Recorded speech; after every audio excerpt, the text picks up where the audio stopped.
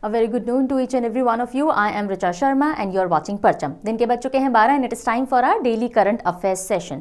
आज हमें 2 दिन के करंट अफेयर्स कवर करने हैं 10th and 11th of March के। ऐसा क्यों? कल क्लास क्यों नहीं हुई? कल क्योंकि आपके वीकली सेशंस का डे था। Every Sunday your weekly sessions take place. पूरे हफ्ते जो हम करंट अफेयर पढ़ते हैं उसका रिवीजन पायल मैम ने आपको करवाया था और बैंकिंग स्टूडेंट्स के लिए exclusive banking and finance weekly session आता है करंट अफेयर का, वो आफरीन मैम ने कंडक्ट किया था। अगर आपने नहीं देखी हो बाय एनी चांस तो इनकी अलग अलग प्लेलिस्ट बनी हुई है प्लेटफॉर्म पे, जाकर के आप चेकआउट कर सकते हैं। ठीक है, आज के सेशन पे मूव करें उससे पहले 11th मार्च जो कि आज तारीख है उसको हम नेशनल कैलेंडर ऑफ इंडिया साक कैलेंडर के हिसाब से देख लेते हैं क्या तिथि चल रही है। सो फागुन महीना अभी भी कंटिन्यू है, कृष्ण पक्ष खत्म हो चुका है और शुक्ल पक्ष की शुरुआत हो गई है। शुक्ल पक्ष में चांद यानी मून बढ़ते हुए फेजेस में होता है और आज प्रथमा या प्रतिपदा है। बिल्कुल न्यू मून जो होता है वो आज देखने को मिलेगा।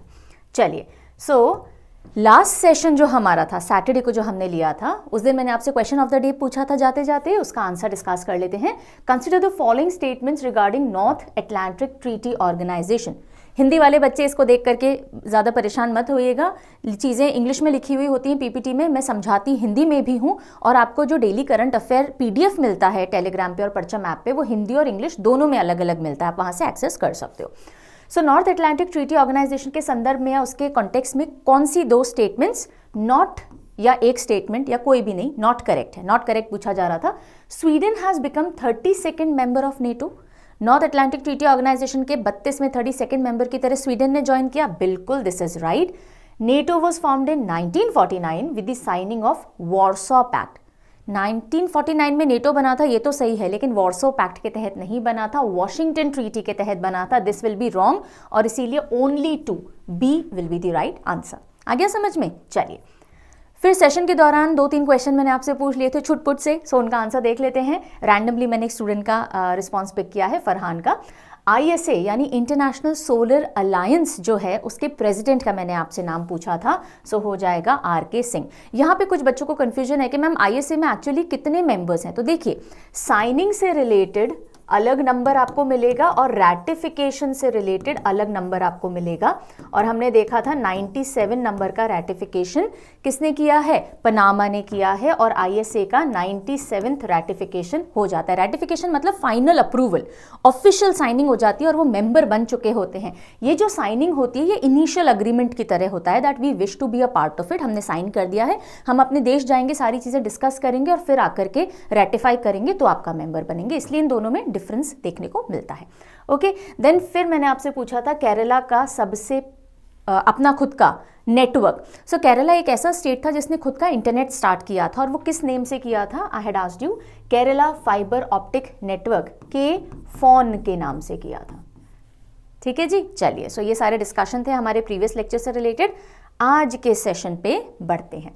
सो 10th और 11th मार्च के हम CA डिस्कस कर रहे हैं। तो 10th मार्च को 2 इंपॉर्टेंट डे पढ़ते हैं। एक आता है CISF का raising day, central industrial security force, CISF, जो कि हमारी CAPF जितनी भी होती हैं, सेंट्रल आर्म्ड पुलिस फोर्स जो होती हैं। सो 7 CAPFs हैं देश के अंदर। कितनी है? 7 है। उनमें से एक है CISF। जो बच्चे नए होंगे ना करंट अफेयर में उनको ये सारी चीज़ों को लेके कंफ्यूजन होगा, बट ट्रस्ट मी, जैसे जैसे आप रेगुलर सेशंस फॉलो करने लगोगे विद इन 1 मंथ आपकी बहुत स्ट्रांग पकड़ बन जाएगी करंट अफेयर्स पे और स्टैटिक पे भी। क्यों? क्योंकि हम करंट अफेयर्स के साथ साथ स्टैटिक पॉइंट्स भी कवर करते चलते हैं। तो आज हम सिर्फ CISF के बारे में नहीं पढ़ेंगे, CAPF भी देखेंगे कौन कौन से। ठीक है, आपको बस ये करना है कि रेगुलर रहना है सो दैट आपकी तैयारी स्ट्रांग हो सके। सो 10th मार्च को मनाया जाता है CISF रेजिंग डे, 10 मार्च को। ठीक है, तो CISF central industrial security force है, इंडस्ट्रीज को सिक्योरिटी दे रही है। फॉर एग्जांपल, सो इमेजिन कर लीजिए 10 लोगों की टुकड़ी है, 5 इधर 5 इधर, और वो मार्च करते हुए इंडस्ट्रीज को सिक्योर कर रहे हैं। तो 10 याद रह जाएगा, मार्च कर रहे हैं, और इंडस्ट्री से CISF याद रह जाएगा। 1969 के अंदर CISF को इस्टेब्लिश किया गया था और 50 ईयर्स पूरे उन्होंने अपनी सर्विसेज के कर लिए हैं। 1 ऑफ द 7 CAPF है ये। ठीक है, और किसके अंडर में आती है? मिनिस्ट्री ऑफ होम अफेयर्स के अंडर में आती है। CISF की पहली महिला director general, female director general कौन बनी थी रिसेंटली? नीना सिंह बनी थी। ओके, चलिए, अब मैंने आपको कहा ये 1 ऑफ द 7 CAPFs है, तो और कौन कौन सी आती हैं? Assam rifles, BSF, border security force. CISF हमने देख ही लिया, CRPF है, ITPB Indo Tibetan border police, NSG national security guard and सशस्त्र सीमा बल। इनमें से बॉर्डर्स की सिक्योरिटी कौन कौन करते हैं, यानी बॉर्डर्स पर तैनात कौन होता है? असम राइफल्स होता है, BISF होता है, इंडो तिब्बतन बॉर्डर पुलिस होता है और सशस्त्र सीमा बल होता है। ठीक है, चलिए। CISF like I told you industries की रखवाली या सुरक्षा करता है, तो सारी इंडस्ट्रीज की नहीं, जो स्ट्रेटेजिक इंपॉर्टेंस की होती हैं गवर्नमेंट वाली और कुछ प्राइवेट इंडस्ट्रीज भी। स्ट्रेटेजिक में जैसे डिपार्टमेंट ऑफ स्पेस हो गया, एटॉमिक एनर्जी हो गया, एयरपोर्ट्स हो गए, मेट्रो स्टेशंस हो गए, हिस्टोरिकल मॉन्यूमेंट्स हो गए, इनकी सुरक्षा ये करता है। फिर कुछ बड़ी बड़ी इंडस्ट्रीज जो सिक्योरिटी मांगती हैं उनको ये सिक्योरिटी प्रोवाइड करता है। उसके अलावा कुछ लोगों के बारे में आपने सुना होगा ना, Z सिक्योरिटी या Z+ security, X security, Y security so and so person को मिली है, तो वो सिक्योरिटी भी CISF प्रोवाइड करता है। ठीक है, तो इंडिविजुअल को सिक्योरिटी देनी हो, इंडस्ट्रीज को देनी हो या गवर्नमेंट सर्विसेज को, इंपॉर्टेंट ऑर्गेनाइजेशंस को देनी है, CISF पिक्चर में आता है। समझ में आ गया? 10 मार्च CISF raising day. Got it? चलिए आगे बढ़ेंगे।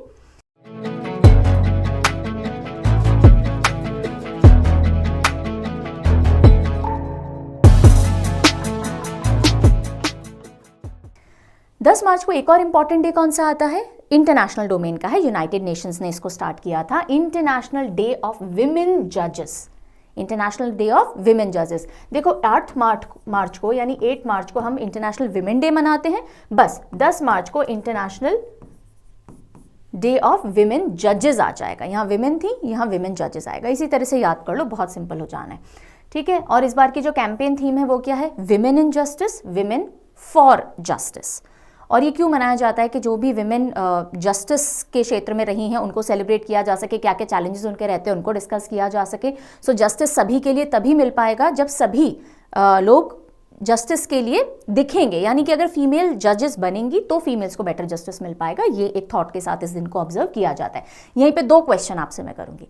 सबसे पहले बताइए, इंडिया की फर्स्ट एवर जज कौन थी? फर्स्ट एवर जज। ठीक है, और दूसरा क्वेश्चन मैं आपसे कर रही हूं कि इंडिया की पहली जज इन सुप्रीम कोर्ट, महिला जज। This is all I am talking about women. So India की पहली महिला जज कौन सी थी? इंडिया की पहली सुप्रीम कोर्ट में अपॉइंट होने वाली जज कौन सी थी? ये 2 के नाम आपको मुझे कमेंट सेक्शन में लिख के बताने हैं। दोनों first in India female category से बहुत इंपॉर्टेंट है। चलिए आगे बढ़ेंगे हम। और उससे पहले, क्योंकि अब तक काफ़ी सारे बच्चे जुड़ चुके होंगे, प्रीमियर हो रहा है सेशन, मैं लाइव चैट में वहाँ मौजूद हूँ, तो अब मैं बता देती हूँ कि जो हम पढ़ते हैं डेली करंट अफेयर, उसमें आपको PDF कहाँ मिलता है। तो परचम ऐप अगर आपने डाउनलोड कर रखी है, उसके फ्री मटेरियल सेक्शन में आप जा सकते हो। ठीक है, वहाँ पे आपको हिंदी और इंग्लिश दोनों PDF मिल जाते हैं रोज़। नहीं तो आप परचम के टेलीग्राम चैनल से जुड़ सकते हो। यहाँ डेली प्रैक्टिस क्विजेस भी आपको दी जाती हैं। परचम ऐप पे आपको हिंदू के फ्री वोकैब भी डेली के दिए जाते हैं। तो दोनों जगह के अपने अपने फ़ायदे हैं, यहाँ से भी आप ले सकते हो। वीकली और मंथली CA मैगजीन अगर आपको चाहिए, अपार्ट फ्रॉम डेली CA, कुछ भी PDF अगर आपको चाहिए तो parchamclasses.in पे जाना पड़ेगा। और बार बार PDF नहीं लेना चाहते और थोड़ा सा पॉकेट फ्रेंडली होना चाहते हो तो CA सब्सक्रिप्शन ले लीजिए। इसमें जो भी करंट अफेयर आप प्लेटफॉर्म पे पढ़ते हो, यूट्यूब पे सारे PDF मिल जाते हैं, daily, weekly, monthly, 6 monthly, annual, what ever comes on YouTube वो यहाँ पे मिल जाता है। डिस्क्रिप्शन पढ़ के लीजिएगा प्लीज। ओके, और मंथली 2 कंपाइलेशन आपके लिए आ चुके हैं। फरवरी मंथ की मैगजीन आ चुकी है, मैगजीन parchamclasses.in से ले सकते हो, सब्सक्रिप्शन में भी एडेड है। और एक और चीज, सवाल बुक। जिन बच्चों को नहीं पता सवाल क्या है, हर महीने के 150 से ज़्यादा MCQs करंट अफेयर के हम निकालते हैं विथ डिटेल एक्सप्लेनेशन, और उनको हम सवाल बुक में आपको देते हैं। हर महीने ये आती है, parchamclasses.in से ले सकते हो। सब्सक्रिप्शन अगर चाहिए पूरे साल का, 12 बुक्स आपको मिल जाएं तो परचम ऐप पे जाना पड़ेगा। ठीक है, ये आपके CA सब्सक्रिप्शन का पार्ट नहीं है, ये अलग से एक प्रोडक्ट है। Got it? चलिए आगे बढ़ेंगे। कोई भी डाउट, क्वेरी, कंसर्न है ना, जो भी कुछ मैंने बताया मैं बहुत ब्रीफ में बता रही हूँ ताकि ज़्यादा टाइम नहीं जाए हमारा। बाकी कंसर्न्स के लिए आप हेल्पलाइन नंबर पे कॉल, व्हाट्सएप कर सकते हो, ईमेल कर सकते हो अपनी क्वेरी, या परचम ऐप में चैट कर सकते हो। टाइमिंग्स का ध्यान रखिएगा। चलिए अब हम आते हैं वर्ल्ड न्यूज़ पे। और क्या है, विश्व सुंदरी बनी है, मिस वर्ल्ड बनी है। और 2023 में ये होना था, लेकिन ये जो इवेंट है 2024 के अंदर ऑर्गेनाइज किया गया, तो कई जगह आपको मिस वर्ल्ड 2023 देखने को मिलेगा, कई जगह मिस वर्ल्ड 2024 देखने को मिलेगा। अदरवाइज अगर आप देखें तो 71st मिस वर्ल्ड पैजेंट था ये, 71वां 71st मिस वर्ल्ड पैजेंट, ऐसे ध्यान रखिएगा। सो चेक रिपब्लिक की क्रिस्टीना पिस्कोवा इन्होंने मिस वर्ल्ड 2024 जीत लिया है। यहाँ पे 24 दिख रहा है ना, कई जगह 23 दिखेगा, डोंट वरी, दोनों का आंसर एक ही आएगा, बिकॉज लास्ट जो मिस वर्ल्ड बनी थी वो 2022 के खिताब में बनी थी, ठीक है। सो डोंट वरी, चलेगा, सब चलता है आजकल नहीं, एक्चुअली कौन सा एडिशन है और कब हुआ उस पर डिपेंड करता है। जैसे हम देखते हैं खेलो इंडिया के अंदर भी बहुत कंफ्यूजन होता है इस चीज़ को लेकर, right. Any which ways no problem, आपको एग्जामिनर जो पूछेगा तो कंफ्यूजन का चांस नहीं रहेगा क्वेश्चन के अंदर। क्रिस्टीना पिस्कोवा फ्रॉम चेक रिपब्लिक, चेक रिपब्लिक। सो अगर आपको क्रिस्टल वगैरह खरीदने हैं, आपने चेक दे दिया है ऐसे करके कुछ, क्रिस्टीना फ्रॉम चेक रिपब्लिक, और मिस वर्ल्ड तो याद रह ही जाएगा, विश्व सुंदरियां नहीं भूलते हैं हम, है ना। सो मिस वर्ल्ड मिली है, 71st एडिशन रहा, ये आप ध्यान रखिएगा, 71st मिस वर्ल्ड पैजेंट था।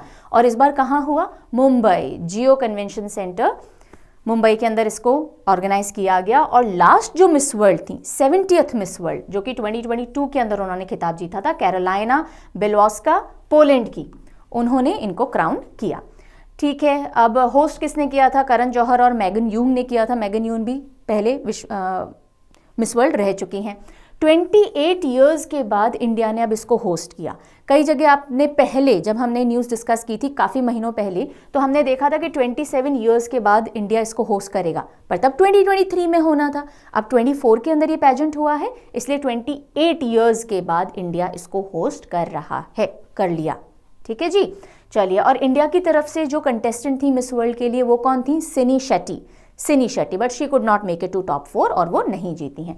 इंडिया ने अभी तक कितने टाइटल्स मिस वर्ल्ड के जीते हैं, ये स्टैटिक के एंगल से मैं आपको न्यूज़ दे रही हूँ, इंपॉर्टेंट पॉइंट हो जाएगा। टोटल इंडिया ने कितने खिताब जीते मिस वर्ल्ड के? 6 जीते हैं। और सबसे पहला किसने जीता था? रीता फारिया 1966 में, then Aishwarya Rai, Diana Hayden, युक्ता मुखी, प्रियंका चोपड़ा। रिसेंट मोस्ट जो हमारा क्राउन आया था मिस वर्ल्ड का, वो मानुषी चिल्लर लेकर के आई थी 2017 के अंदर। तो फर्स्ट और लास्ट याद रखिएगा, टोटल 6 मिस वर्ल्ड रही हैं, ये भी याद रखिएगा, ठीक है जी। सो अगेन देख लीजिए, चेक रिपब्लिक की क्रिस्टीना पिस्कोवा 71st नंबर की मिस वर्ल्ड बन गई हैं, ठीक है। आगे बढ़े, चलो अब हम नेशनल कैटेगरी ऑफ न्यूज़ पे आते हैं, और एक बहुत इंपॉर्टेंट टनल है जिसका इनॉग्रेशन हो चुका है, और चाइना से जो तिब्बत वाला हिस्सा है उससे हमारी मिलिट्री मूवमेंट को सिक्योर रखने में, छुपा कर रखने में हेल्प बहुत ज़्यादा करने वाला है, क्योंकि अभी तक हमारे जितने भी मूवमेंट होते हैं अरुणाचल के तिब्बत बॉर्डर के आसपास, उस पर सब पे चाइना की नज़र रहती है। सो अब इस टनल से पॉसिबल हो पाएगा कि हमारे movement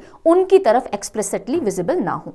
so PM Modi inaugurates कौन सा टनल? सेला टनल, टनल का नाम याद रखेंगे, सेला टनल, और अरुणाचल के अंदर इसको इनॉग्रेट किया गया। ये असम और अरुणाचल के बीच में कनेक्टिंग लिंक के तौर पे काम करेगा। डिटेल्स अभी हम देख लेंगे, चलो।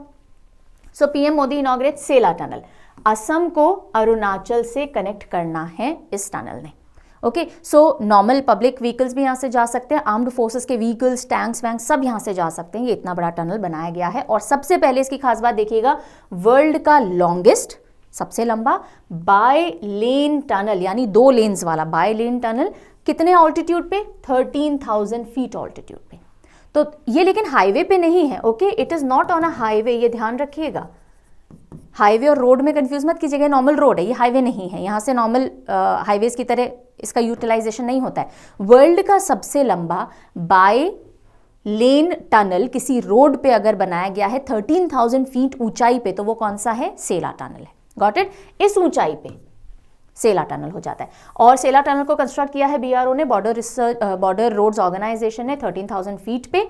ये असम के तेजपुर को अरुणाचल प्रदेश के वेस्ट कमांग के तवांग रीजन से ज्वाइन करेगा। तो तेजपुर असम को तवांग इन अरुणाचल प्रदेश से कनेक्ट करने का काम करेगा, और करीब 825 करोड़ की लागत से इसको बनाया गया है। ऑल वेदर कनेक्टिविटी तवांग तक ये पहुंचाएगा। सेला पास है वैसे, ठीक है, लेकिन सेला पास जो है कुछ महीनों बंद रहता है जब भारी बर्फबारी होती है, और इसकी वजह से अब ये जो टनल है ये all weather connectivity Tawang region जो है अरुणाचल का, जो बिल्कुल बॉर्डर एरिया पे है तिब्बत के, वहां तक प्रोवाइड करेगा। और कौन से रोड पे है ये? बालीपारा चारद्वार तवांग रोड के ऊपर ये टनल आता है। Got it? क्लैरिटी मिल गई। तो सेला पास के जो दिक्कतें थी, पहली चीज़ कि वो वहाँ से सारी विजिबिलिटी होती थी कि क्या क्या आ रहा है जा रहा है। दूसरी चीज़, वो हर वेदर में कनेक्टिविटी तवांग में नहीं देता था, ओके, और इससे ये प्रॉब्लम्स अब सॉल्व होने वाली हैं।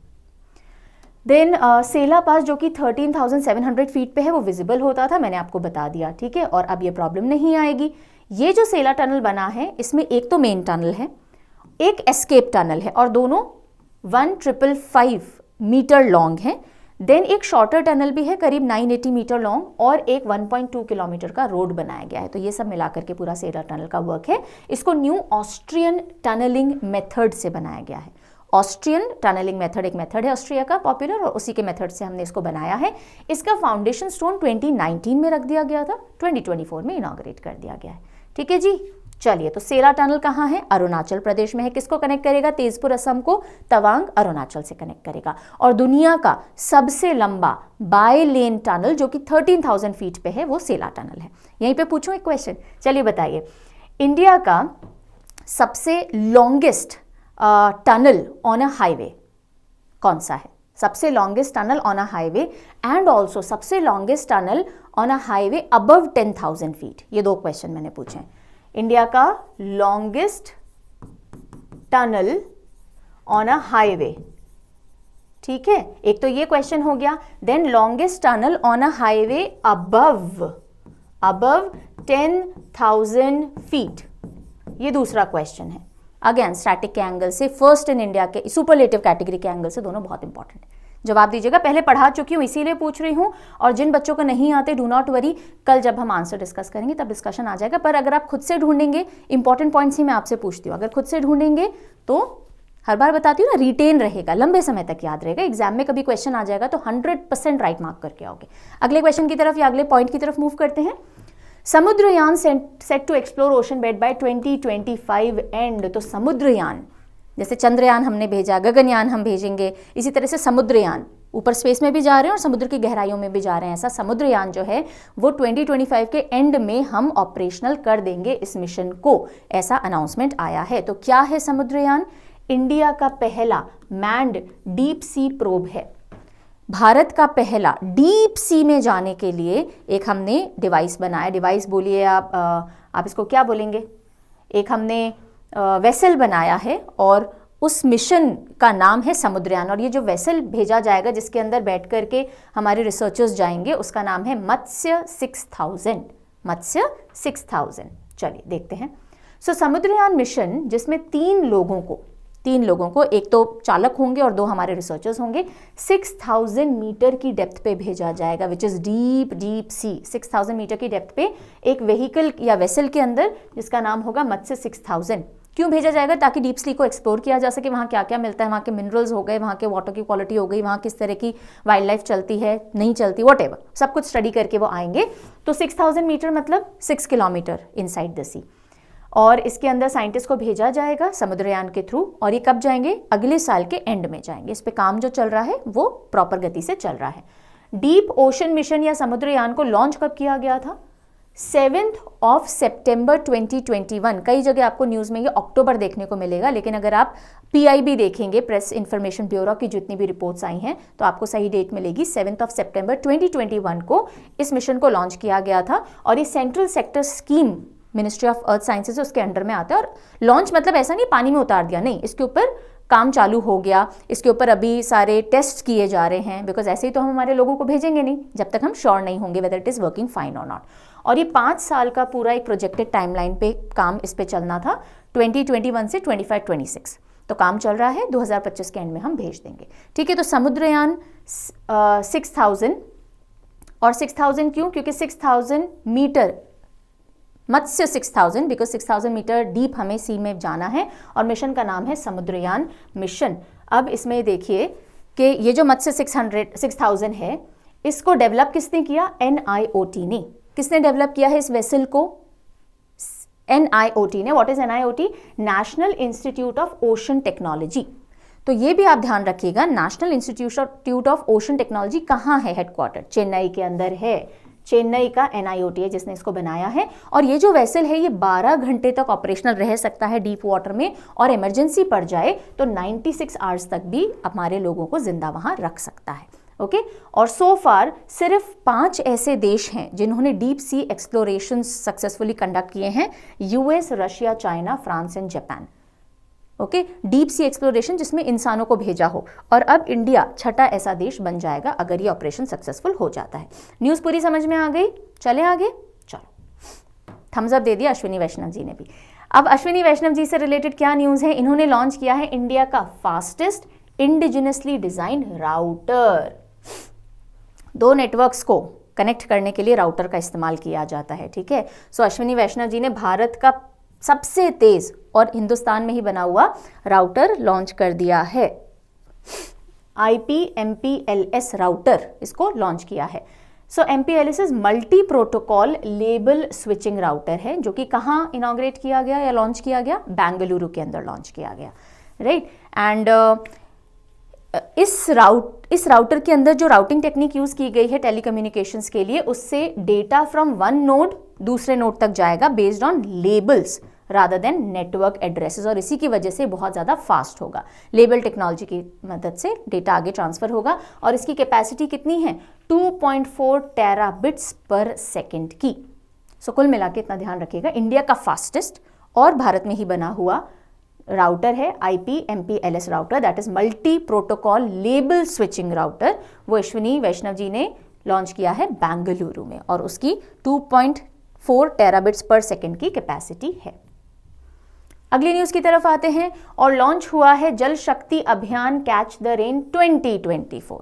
हर साल जल शक्ति अभियान कैच द रेन यानी रेन वाटर हार्वेस्टिंग, अब गर्मियां स्टार्ट हो रही हैं तो अभी से आपको तैयारी करनी पड़ेगी ताकि जब मॉनसून स्टार्ट हो, इंडिया में पानी आना स्टार्ट हो बारिश का, तो आप उसको हार्वेस्ट कर सकें और पूरे साल आगे यूज़ कर सकें। और उसी के लिए जल शक्ति अभियान कैच द रेन चलाया जाता है। इस बार का जो है वो लॉन्च कर दिया गया है। थीम क्या है, नारी शक्ति से जल शक्ति, यानी विमेन का रोल बहुत इंपॉर्टेंट बताया गया है। नारी आगे आए, जल शक्ति और बढ़ जाएगी। सो नारी शक्ति से जल शक्ति 9 मार्च को ये लॉन्च किया गया।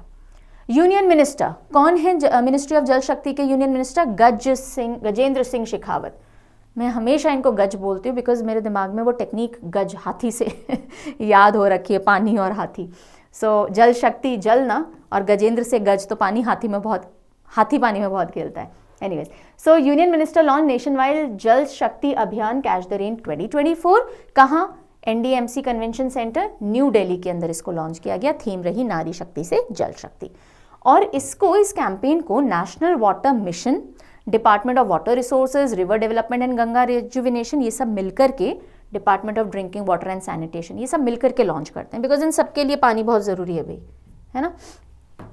इस कैंपेन को लॉन्च 30 मतलब कब तक चलाया जाएगा, 30 नवंबर 2024 तक चालू रखा जाएगा। ओके, सो अभी से स्टार्ट कर दिया 9 मार्च से लेके 30 नवंबर तक। ओरिजिनली अगर हम देखें जल शक्ति अभियान की शुरुआत कब हुई थी, तो 2019 के अंदर, 2019 के अंदर हुई थी, ताकि ग्रास रूट लेवल पे घर घर में बिल्कुल बेसिक यूनिट पे वाटर को कंजर्व और प्रॉपर्ली मैनेज किया जा सके। सो फार सो गुड, समझ में आ रही है सारी न्यूज़। चलिए, अब हमने जल से रिलेटेड कैंपेन देखिए, पोषण से रिलेटेड एक कैंपेन देखते हैं, यानी न्यूट्रिशन से रिलेटेड। तो हर साल मार्च महीने में 15 दिन 15 डेज एक कैंपेन चलाई जाती है ताकि बच्चों के अंदर जो मैल नरिशमेंट होता है, कुपोषण होता है, उसकी प्रॉब्लम को सॉल्व किया जा सके। ठीक है, सो प्रेग्नेंट फीमेल पे भी फोकस किया जाता है, मेन फोकस बच्चों पे होता है। प्रेग्नेंट फीमेल पे क्यों, क्योंकि उनके अंदर भी एक शिशु डेवलप हो रहा है, सो वो भी माल नरिश नहीं होना चाहिए, मदर माल नरिश नहीं होगी तो बेबी भी हेल्दी रहेगा। सो पोषण पखवाड़ा, ये जो 15 डेज का न्यूट्रिशन पे फोकस करता हुआ पूरा पीरियड होता है, उसको क्या कहते हैं, पोषण पखवाड़ा। सो 2024 का पोषण पखवाड़ा लॉन्च कर दिया गया है। 9 मार्च से 23 मार्च तक ये चलाया जाएगा। और इस बार की थीम क्या रही, पोषण भी पढ़ाई भी। पोषण भी और पढ़ाई भी, यानी इससे रिलेटेड नॉलेज वगैरह भी देना। डाइटरी प्रैक्टिसेस जिनसे सेंसिटाइज किया जा सके न्यूट्रिशन और हेल्थ ऑफ प्रेग्नेंट विमेन को के बारे में भी। सो पोषण भी देना है और एजुकेट भी करना है, पढ़ाई भी। ठीक है, चलिए, पोषण पखवाड़ा लाइक आई टोल्ड यू 15 दिन का होता है, मार्च में हर साल ये मनाया जाता है। अच्छा, एक मंथ भी है जो पोषण के लिए डेडिकेटेड होता है, वो मार्च नहीं होता, वो सितंबर होता है। ठीक है, सो सितंबर इज सेलिब्रेटेड एज राष्ट्रीय पोषण माह, नेशनल पोषण या nutrition month. So national nutrition month या राष्ट्रीय पोषण माह आता है सितंबर में, और पोषण पखवाड़ा जो है वो मार्च के अंदर आता है। ठीक है, और इसकी शुरुआत, पोषण पखवाड़ा की शुरुआत 2018 से कर दी गई थी, राइट। अगर आप यहाँ देखेंगे तो अभी हम 2024 वाली थीम डिस्कस कर रहे हैं, लेकिन इसकी स्टार्टिंग कब से हो गई थी? 2018 8th of मार्च से कर दी गई थी, यानी इंटरनेशनल विमेंस डे वाले दिन से कर दी गई थी। पोषण का फुल फॉर्म क्या है? Prime minister's overarching scheme for holistic nutrition. Okay, so holistic nutrition के लिए ये पूरी स्कीम है, जिसके तहत बच्चे जो कि सिवियर माल न्यूट्रिशन से सफ़र कर रहे हैं या प्रेग्नेंट फीमेल्स हैं, उनके ऊपर फोकस किया जाता है। Got it? तो 2-3 पॉइंटर्स हैं यहाँ पे। एक, पोषण पखवाड़ा 15 दिन के लिए मार्च में मनाया जाता है, इस बार 9 to 23rd of मार्च होगा। और जो पोषण माह होता है, राष्ट्रीय पोषण माह यानी मंथ, वो सितंबर में आता है। इस बार की थीम क्या रही? पोषण भी पढ़ाई भी, और इसको लॉन्च किया गया था 8th of मार्च 2018 को। Got it? चलिए आगे बढ़ते हैं। India's first museum dedicated to cooperatives is coming up in Kozhikode, Kerala. So Bharat का पहला India's first museum जो कि किसको डेडिकेटेड है? कोऑपरेटिव्स यानी कि सहकारी समितियों को डेडिकेटेड है। वो कहाँ बन रहा है, कहाँ इनॉग्रेट किया जाएगा? कोझिकोड केरला के अंदर लाया जाएगा, और इसका नाम है international cooperative museum. International cooperative museum. और इस म्यूजियम में क्या दिखाया जाएगा? भाई कोऑपरेटिव से रिलेटेड है, तो पूरा कोऑपरेटिव मूवमेंट जो भारत का रहा, कितने सक्सेसफुल कोऑपरेटिव्स हैं, उन सब के बारे में यहाँ पे इंफॉर्मेशन दी जाएगी। ये करीब 150 करोड़ का प्रोजेक्ट है, जो कि कौन सा कोऑपरेटिव बैंक इसको मेजरली देख रहा है या लेकर के आ रहा है? Karasseri service cooperative bank. Karasseri service cooperative bank भी केरला बेस्ड बैंक है। ओके, और इसने साथ में नाबार्ड और बहुत सारे इंस्टीट्यूशंस की मदद लेकर के इस बैंक को डेवलप किया है। ये वर्ल्ड का दूसरा इस तरह का कोऑपरेटिव म्यूजियम है जो कि बन रहा है। इससे पहले जो फर्स्ट था वो यूके के अंदर टोड लेन में इस्टेब्लिश किया गया था। यूके में सबसे पहला था, इंडिया में दूसरा है, ऐसा याद रखेंगे। India is full of cooperatives.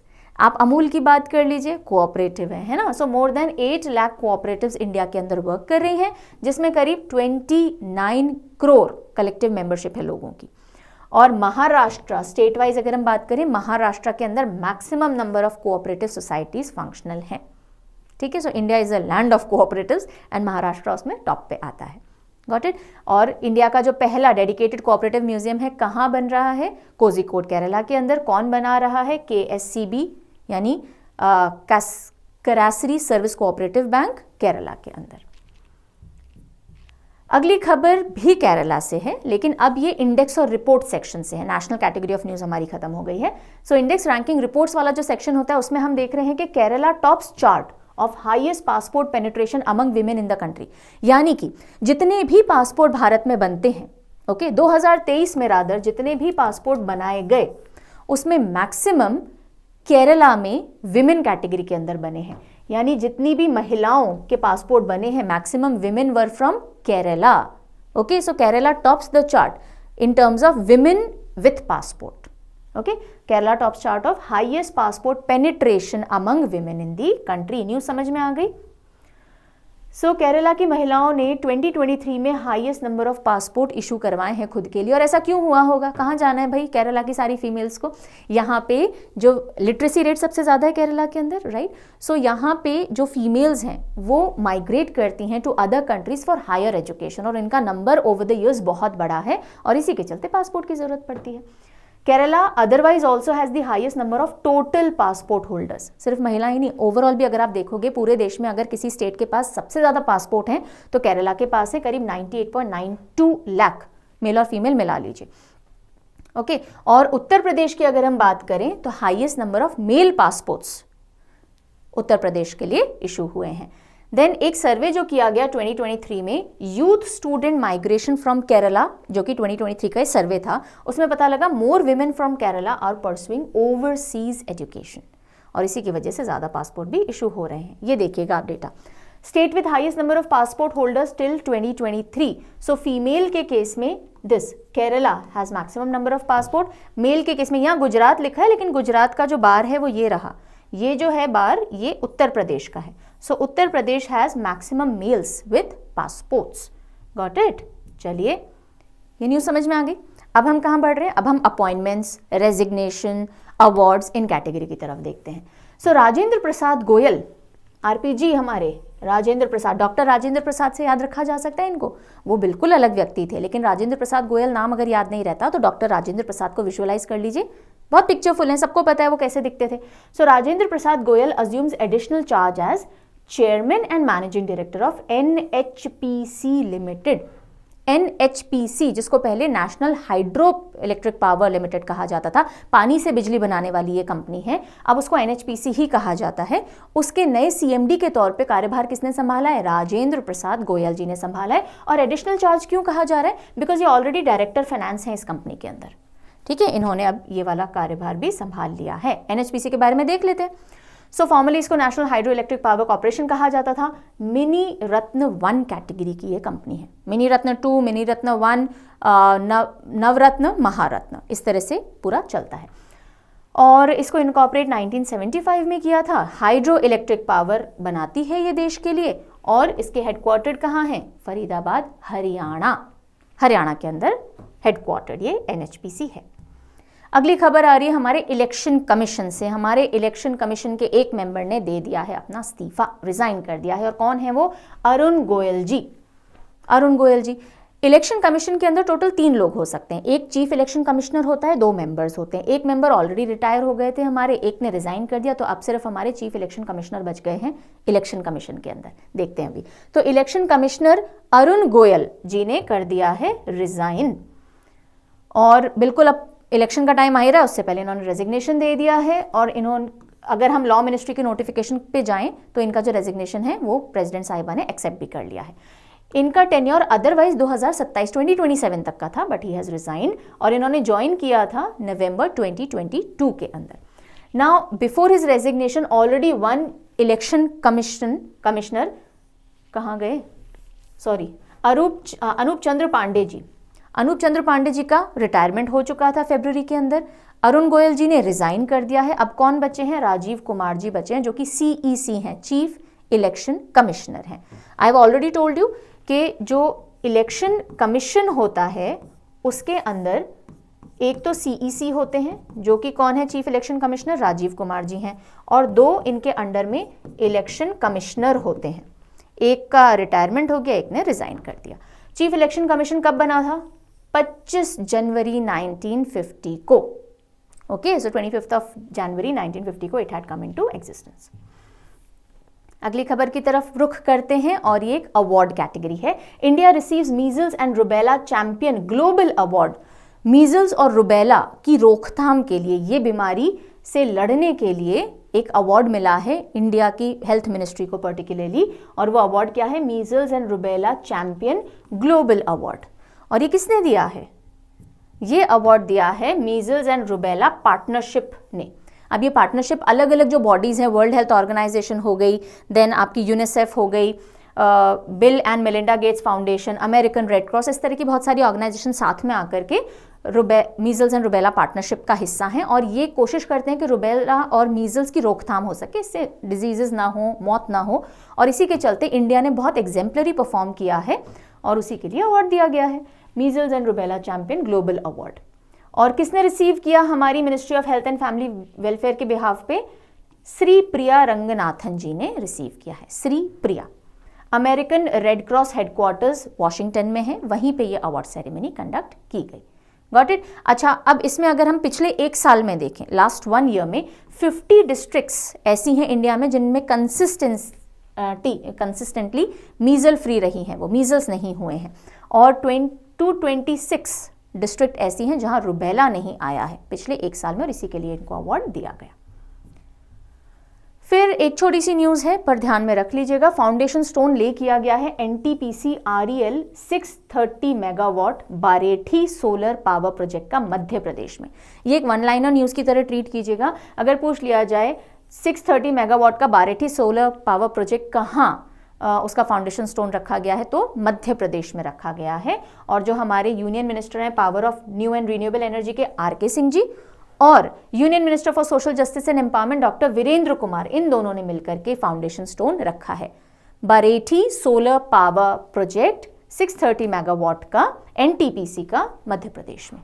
Got it ji? चलिए देन अब हम स्टेट न्यूज से एक न्यूज उठा रहे हैं, that is related to Chhattisgarh. Chhattisgarh में महतारी वंदन योजना लॉन्च की गई। महतारी वंदन योजना फीमेल से रिलेटेड है। हर महीने 1,000 रुपये डायरेक्टली उनके खाते में, डायरेक्ट डीबीटी जो डायरेक्ट बेनिफिट बैंक ट्रांसफर जो होता है, तो हर साल 12,000 रुपये इनको मिलेंगे। और इसके लिए जो एज बताई गई है 23 से 60 ईयर ओल्ड फीमेल्स को ये बेनिफिट मिलेगा। सो छत्तीसगढ़ के अंदर महतारी वंदन योजना को इनॉग्रेट किया है पीएम मोदी जी ने, वर्चुअली इनॉग्रेट किया। 1,000 रुपये प्रति माह। और इनिशियली जो बेनिफिट मिला है, कितनी फीमेल्स को मिला है? 70 lakh eligible women in the age category 23 to 60 years. Got it? चलिए अगली न्यूज के लिए हम चलते हैं डिफेंस सेक्शन की तरफ, और एक मिलिट्री एक्सरसाइज है जिसका हमको डिस्कशन करना है। और वो मिलिट्री एक्सरसाइज इंडिया और यूएस के कोस्ट गार्ड्स के बीच में, यानी तटरक्षक जो सेना हमारी होती है उनके बीच में हुई। India US maritime security exercise सी डिफेंडर्स 2024। क्वेश्चन बन सकता है कहाँ हुई, किसके बीच में हुई? तो कहाँ हुई? पोर्ट ब्लेयर, अंडमान एंड निकोबार। मैप है इंडिया का, अंडमान एंड निकोबार आइलैंड है, पोर्ट ब्लेयर में ये हुई। इंडिया और यूएस के coast guards, so Indian coast guard and United Nation coast guard के बीच में ये हुई। 9 मार्च को सक्सेसफुली कंडक्ट की गई है। तो तटरक्षक हैं ये, सी डिफेंडर्स हैं, तो कैसे डिफेंड कर सकते हैं सी को। और खास एक और चीज़ इस एक्सरसाइज में हुई, pollution response demonstration. Oil spills हो जाते हैं ना, बड़े बड़े तेल के जो क्या बोलेंगे उनको हम, बैरल्स जो होते हैं वो गिर जाते हैं, जिससे पूरा ऑयल स्पिलिंग प्रॉब्लम हो जाती है। वहाँ के वाटर के जो वन्य क्या बोलते हैं वो वाटर की जो वाइल्ड लाइफ बोल दीजिए, प्लांट बोल दीजिए, वेजिटेशन बोल दीजिए, डाइवर्सिटी बोल दीजिए, वो भी खराब होती है, पूरा इकोसिस्टम बिगड़ता है। तो उसको कैसे कंट्रोल किया जा सकता है, ये भी इस एक्सरसाइज के अंदर डिपिक्ट किया गया। Okay, so sea defenders 2024 Port Blair में इंडिया यूएस के बीच में एक्सरसाइज कंडक्ट की गई। देन अगेन एक शॉर्ट न्यूज है छोटी सी, Dubai launches India by the creek festival to celebrate deep ties with India. Dubai और इंडिया, यूएई और इंडिया के फॉर दैट मैटर बहुत स्ट्रॉन्ग रिलेशंस हैं। और अभी जब मोदी जी की विजिट भी हुई थी यूएई में, वो हमने देखा था, राइट। सो दुबई ने एक फेस्टिवल सेलिब्रेट किया, उसका नाम क्या है? India by the creek, India by the creek. और 8 to 10 मार्च को ये फेस्टिवल दुबई के अंदर किया गया। बस इतना सही है। अगर पूछ लिया जाए बाय चांस कभी, India by the creek festival कौन से देश के अंदर ऑर्गेनाइज किया गया? दुबई के अंदर किया गया, यूएई के अंदर दुबई में किया गया। देन अगली खबर भी यूएई से आ रही है, life protection plan LPP, life protection plan for Indian blue collar workers unveiled in UAE. United Arab Emirates में जो हमारे ब्लू कॉलर वर्कर्स हैं, यानी कि ब्लू कॉलर किनको कहा जाता है? जो थोड़े लोअर कैटेगरी ऑफ वर्क करते हैं, जिनको लेबर वर्क कहा जाता है, लेबर क्लास, जैसे प्लम्बिंग हो गया, इलेक्ट्रिशियन हो गया, इनको हम ब्लू कॉलर एम्प्लॉय मानते हैं। अब लोअर क्लास का ये मतलब नहीं है कि मैंने कैटेगराइज कर दिया, नहीं। व्हाइट कॉलर एम्प्लॉयज होते हैं जो ऑफिसर क्लास होते हैं, ब्लू कॉलर होते हैं जो लेबर या फोर्थ क्लास जो हम स्टाफ बोलते हैं ना, उनको कंसिडर किया जाता है, या फिर टेक्निकल हेल्प को कंसिडर किया जाता है। और इसी तरह से पिंक कॉलर भी होते हैं, पिंक कॉलर एम्प्लॉयज जिनको ओरिजिनली माना जाता था ये फीमेल ओरिएंटेड जॉब हैं, जैसे कि टीचिंग, नर्सिंग, राइट, केयर करना किसी की। तो अब तो पिंक कॉलर में मेन भी आने लग गए हैं, पर ये इस तरह से कैटेगराइजेशन किया जाता था, white collar, blue collar, pink collar, there were so many collar, golden collar भी होता है। सो ये जो ब्लू कॉलर वर्कर्स हैं हमारे, इंडिया से बहुत सारे लोग जाते हैं अलग अलग लेबर क्लास के तौर पे दुबई में, और उनको इंश्योरेंस तो दिया जाता है, जैसे कि आपको इंश्योरेंस दिया जाता है अगर आपकी वर्क प्लेस में मृत्यु हो जाती है, आपको परमानेंट डिसेबिलिटी हो जाती है, आपको कॉम्पनसेशन मिलेगा, आपको हॉस्पिटलाइजेशन या हेल्थ से रिलेटेड आपका कवरेज मिलता है। लेकिन अगर नेचुरल कॉजेज से आपकी डेथ हो जाए, वर्क प्लेस पे नहीं हो, तो उसके लिए कोई भी आपके लिए सपोर्ट नहीं था, और उसी की शुरुआत की गई है यूएई के अंदर। सो इंडिया का जो कंसुलेट है दुबई में, उसने अनवील किया है एक new insurance package blue collar employees के लिए, ताकि फाइनेंशियल बेनिफिट उनके परिवार वालों को मिल सके अगर उनकी मृत्यु नेचुरल या एक्सीडेंटल डेथ से भी हो जाती है। नेचुरली एक व्यक्ति की डेथ हो गई, हार्ट अटैक आ गया, ओल्ड एज की वजह से हो गई, वॉटेवर, तो भी परिवार वालों को हेल्थ इनके बीमा का जो कवरेज है वो मिलेगा। और ये सब क्यों? क्योंकि बहुत बड़ी इंडियन से बहुत बड़ी आबादी है इंडियन्स की जो कि दुबई में जाकर के काम करते हैं। अप्रॉक्सीमेटली 3.5 मिलियन इंडियंस यूएई में रिजाइड करते हैं, और इसका 65% जो लोग हैं वो ब्लू कॉलर वर्कफोर्स हैं। ठीक है, तो इनको इस तरह का एक कवरेज मिलना अच्छी बात है, बिकॉज अदरवाइज पीछे परिवार के लिए ज़्यादा कुछ सपोर्ट नहीं रह जाता है। So Gargash insurance services and orient insurance ने इस तरह का एक प्लान डिवाइस किया है, जो कि 1 मार्च से इफेक्टिव हो चुका है। 2022 के अगर हम आंकड़े देखें तो करीब 1100 वर्कर डेथ नेचुरल कॉजेज से हुई थी। 2023 के आंकड़े देखें तो करीब 1000 worker deaths were recorded, blue collar staff की हम बात कर रहे हैं। सो इतनी सारी अगर डेथ हो रही हैं तो इनको कवरेज मिलना एक बहुत अच्छी बात हो जाएगी। 90%, मतलब ये तो डेथ्स हुई थी टोटल, इनमें से 90% नेचुरल कॉजेज की वजह से डेथ्स थी। Got it? सो कौन सी कंट्री है जिसने हाल ही में लाइफ प्रोटेक्शन प्लान स्टार्ट किया है इंडियन ब्लू कॉलर वर्कर्स के लिए? आंसर हो जाएगा UAE। ऑलराइट, अब हम बढ़ते हैं थोड़ा स्पोर्ट्स की तरफ, और हमारा जो नेशनल फुटबॉल चैंपियनशिप है उसका रिजल्ट अनाउंस हो चुका है। कौन सी फुटबॉल चैंपियनशिप की मैं बात कर रही हूँ? संतोष ट्रॉफी की। सो यहाँ से एक स्टैटिक का क्वेश्चन बन जाता है, संतोष ट्रॉफी कौन से स्पोर्ट से रिलेटेड है? फुटबॉल से रिलेटेड है। संतोष ट्रॉफी फुटबॉल जो हमारा नेशनल चैंपियनशिप है, 77th एडिशन खेला गया, उसमें सर्विसेज की जो टीम थी उसने हराया है गोवा को। सो कौन सी टीम जीती है? सर्विसेज की टीम जीती है, ये टीम का नाम है, हाँ जी, और गोवा को हराया है। और सर्विसेज की टीम अब टोटल कितनी बार जीत चुकी है संतोष ट्रॉफी को? 7 टाइम्स जीत चुकी है। This was the 7th win. और ये कहाँ हुआ फिनाले? अरुणाचल प्रदेश के अंदर खेला गया। सो संतोष ट्रॉफी जो कि फुटबॉल की नेशनल चैंपियनशिप है, सर्विसेज ने जीती है, गोवा को हराया है, अरुणाचल प्रदेश में टोटल 7 टाइम्स सर्विसेज टीम जीत चुकी है। बस यही क्रक्स आपको ध्यान रखना है। फिर हम आते हैं ग्लोबल लेवल पे स्पोर्ट्स की एक न्यूज़ से। वर्स्टैपेन, मैक्स वर्स्टैपेन, इन्होंने एक और ग्रैंड प्री जीत लिया। अभी तो सीजन शुरू हुआ ही था, फर्स्ट वाला भी इन्होंने जीता बहरीन का, और अब सेकंड हुआ है सऊदी अरेबियन ग्रैंड प्री, ये भी इन्होंने अपने नाम कर लिया है। और पिछले सीजन से कंटिन्यूस विक्ट्री अभी तक की टोटल कितनी कर ली इन्होंने? लगातार 9th। सो 2023 से इनकी जीत चलती आ रही है। 24 में शुरू हुई, सेकंड टूर्नामेंट ये इवेंट भी जीत गए, टोटल 9th विक्ट्री इन अ रो इनकी है। कौन सी टीम को रिप्रेजेंट करते हैं, कौन सी कंपनी के लिए? रेड बुल्स के लिए खेलते हैं। इससे पहले बहरीन ग्रैंड प्री जीता था। ठीक है जी, सो ये हो गई आज की सारी न्यूज़ डिस्कस जो भी हमको करनी थी। अब कल की न्यूज़ के अंदर कुछ एक रिपोर्ट्स भी हम देखेंगे, उसके अलावा और भी कुछ इंपॉर्टेंट न्यूज़ हैं जो आज सुबह ही आई हैं, तो अब हम उनको कल वाली न्यूज़ में ले लेंगे। चलिए रिवीजन क्वेश्चंस की तरफ मूव करते हैं। रियली होप जो समझाया है समझ में आ गया होगा। जिन बच्चों को नहीं पता कि जनरल अवेयरनेस भी तैयार कर सकते हो आप परचम से, सो वैसे तो प्लेलिस्ट पे काफ़ी सारा डेटा अवेलेबल है अगर आपको फ्री में पढ़ना हो, लेकिन अपडेटेड कंटेंट चाहिए, एग्जाम ओरिएंटेड चाहिए, इन डेप्थ और कवरेज चाहिए, तो फिर ऑफकोर्स इट इज़ रिकमेंडेड कि आप एक बार ये कोर्स चेकआउट कर लीजिए। SSC जनरल अवेयरनेस 2024 का कोर्स है ये। जो भी 2024 के कैलेंडर में एग्जाम आएंगे, right from your CHSL, CGL, PO, CPO, sorry not PO, then your JE, whatever, right, उनके लिए बहुत हेल्पफुल है। किसी भी वनडे एग्जाम जिसमें जनरल अवेयरनेस आती है बहुत इंपॉर्टेंट है, यहाँ से आंख बंद करके पढ़ सकते हो। अगर आप स्टेट PSC की तैयारी कर रहे हो और सेंट्रल लेवल की GK पढ़नी है, बिल्कुल डेफिनेटली यहाँ से 100% तैयारी कर सकते हो। So this is a very useful course, न सिर्फ SSC के लिए, बाकी सारे बच्चों के लिए भी। History, geography, polity, economy, science and static GK आपको इसमें मिलेंगी, इंडिविजुअली भी मिल जाएंगी। जैसे स्टैटिक GK मैंने पढ़ाया है, अलग से भी आप खरीद सकते हो, पूरा कोर्स भी ले सकते हो।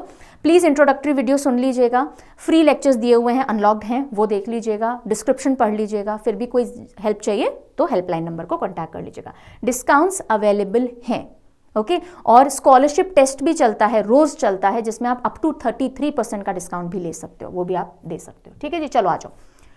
पहला question, what is the theme of the 5th edition of Jal Shakti अभियान कैच द रेन 2024 कैंपेन? जल शक्ति अभियान कैच द रेन कैंपेन 2024 चालू हुआ है, इसका थीम क्या है? नारी शक्ति। हाँ जी, नारी शक्ति से Jal Shakti, B is the right answer. Then next, recently which country launched a life protection plan for Indians focusing on blue collar workers? अभी अभी पढ़ा था ये तो, है ना, बहुत बहुत सिंपल हो गया। सो कौन सा देश है जिसने लाइफ प्रोटेक्शन प्लान लॉन्च किया है इंडियन ब्लू कॉलर वर्कर्स के लिए, ताकि नेचुरल डेथ के केसेस में भी उनको लाइफ प्रोटेक्शन कवरेज मिल सके? आंसर हो जाएगा UAE, United Arab Emirates. What is the altitude of Sela tunnel project constructed by BRO?